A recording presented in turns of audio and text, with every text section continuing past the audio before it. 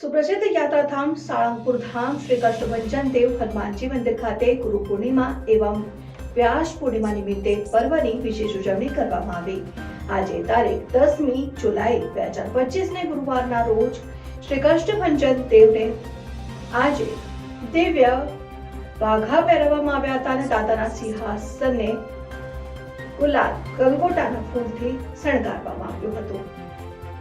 દાદાના સિંહાસને સેવંતી ગુલાબ અને ગલગોટાના ફૂલનો પણ શણગાર કરાવ તેમજ સવારે 5:30 કલાકે મંગળા આરતી અને 7 કલાકે શણગાર આરતી કોઠારી શ્રી વિવેક સાગરદાસજી સ્વામી દ્વારા કરવામાં આવેલ દાદાને વિશેષ સુખડીનું અન્નકૂટ ધરાવ। આજે દાદાનું વિશેષ પૂજન કરાવ।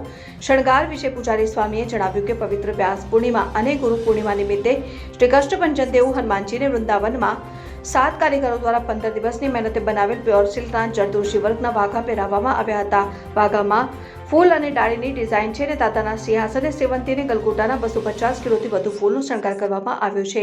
આ શણગાર કરતા 6 સંતો, પાર્ષદ અને ભક્તોને 4 કલાકનો સમય લાગ્યો હતો। આજે દાદાને 51 કિલો સુખડીનો પ્રસાદ ધરાવવામાં આવ્યો છે।